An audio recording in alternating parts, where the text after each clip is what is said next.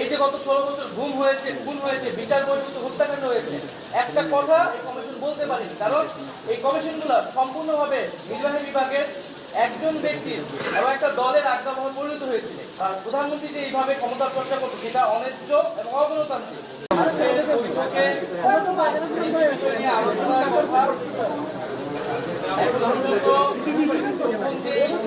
ছিল যে জাতীয় সাংবিধানিক কাউন্সিল যার মাধ্যমে রাষ্ট্রীয় গুরুত্বপূর্ণ পদে নিয়োগের ব্যবস্থা কি হবে, সেই এনসিসি প্রক্রিয়াটা নিয়ে এখন পর্যন্ত আলোচনা চলমান।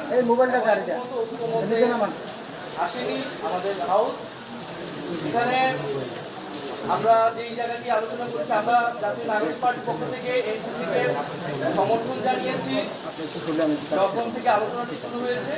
তবে এর গঠন প্রক্রিয়া নিয়ে বা এর ফরমেশন নিয়ে অনেকগুলো দলেরই কিছুটা ভিন্নতা আছে এবং সেই জায়গায় আমরা আমাদের ভিন্ন প্রস্তাব আছে, কিন্তু নীতিগত জায়গায় এখানে অনেকগুলো দল জাতীয় নাগরিক পার্টি সহ তারা এনসিসির পক্ষে অবস্থান নিয়েছে। অর্থাৎ এই যে গুরুত্বপূর্ণ কমিশনগুলো রয়েছে বা প্রতিষ্ঠানগুলো রয়েছে, সাধারণত নির্বাচন কমিশন নিয়ে অনেক আলোচনা হয়েছে।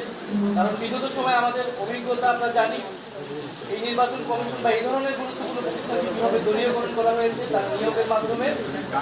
নির্বাচন কমিশন, দুদক, পিএসসি অথবা মানবাধিকার কমিশন, এই কমিশনগুলোতে কোনোভাবেই আগের যে আইন, আগের যে সিস্টেম, সেই সিস্টেমে নিয়োগ আমরা সমর্থন করি না।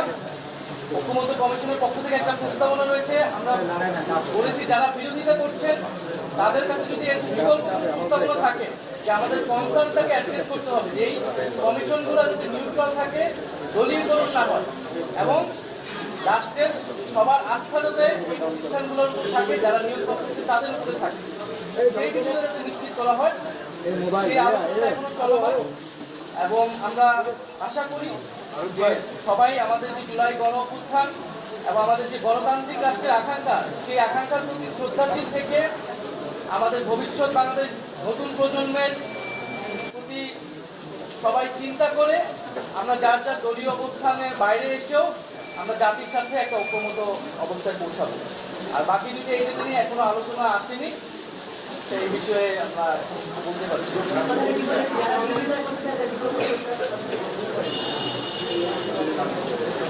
এনসিসি গঠনের অনেকেই সমালোচনা করছে, অনেকেই বিরোধিতা করেছে, কিন্তু এর বিকল্প প্রস্তাব কি হতে পারে আমরা সেই দলগুলোর থেকে জানতে চেয়েছি যে আপনারা কি আগের রাষ্ট্র কাঠামোয় যাচ্ছেন কিনা, যে আগের স্বৈরতান্ত্রিক বা আগের যেই দলীয়করণ করা হয়েছে রাষ্ট্রীয় প্রতিষ্ঠানগুলোকে, যে যার ফলে আসলে আমাদের নির্বাচন ব্যবস্থা ভেঙে পড়েছে।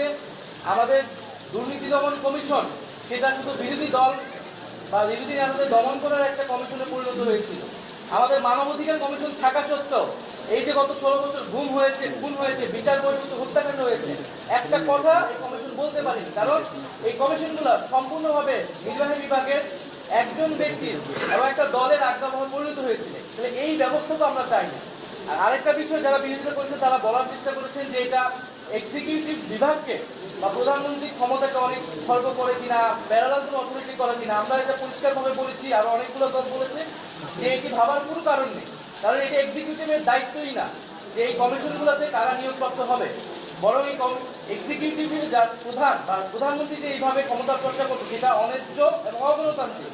সেই সিস্টেম, সেই সংস্কৃতি থেকে আমাদের সরে আসতে হবে। সেটার জন্যই গণ অভ্যুত্থান, সেটার জন্যই সংস্কার, সেটার জন্য আজকের এত আলোচনা। ফলে আমরা আহ্বান জানিয়েছি যে কেউ যাতে রক্ষণশীল অবস্থানে না থেকে পুরনো কাঠামোকে সমর্থন না দিয়ে যে গণ অভ্যুত্থান, যেই জন্য আমাদের নতুন বাংলাদেশের দিকে যাত্রা, সেই দিকে যাতে সবাই আমরা ঐক্যবদ্ধ হই, দলীয় স্বার্থ সংকীর্ণতার ঊর্ধ্বে উঠে আমরা ভবিষ্যৎ বাংলাদেশের জন্য কাজ করি। এখনো আসে নাই ঐক্যমত্য কমিশন যে প্রস্তাবনা দিয়েছে, আমরা সেটাকে প্রাথমিকভাবে সমর্থন জানাই।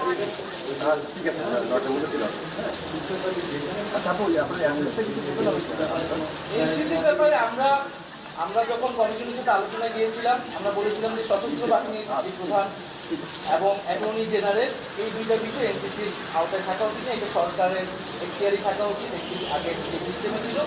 এবং প্রধান উপদেষ্টা অন্তর্বর্তী যে নির্বাচনকালীন সরকার সেটার কিন্তু প্রধান উপদেষ্টা নির্বাচনেও এনসিপির ভূমিকা এখানে যুক্ত করা হয়েছিল। আমরা নির্বাচনের তত্ত্বাবধায়ক সরকার আলাদা একটা রূপরেখা দিয়েছি, ফলে সেটাকেও আমরা বলতেছি এটাও এনসিপির না থাকলেও থাকুক, কিন্তু গুরুত্বপূর্ণ প্রতিষ্ঠানগুলো নির্বাচন কমিশন অবশ্যই এই ধরনের একটা সাংবিধানিক নিরপেক্ষ বডি আসলে থাকবে।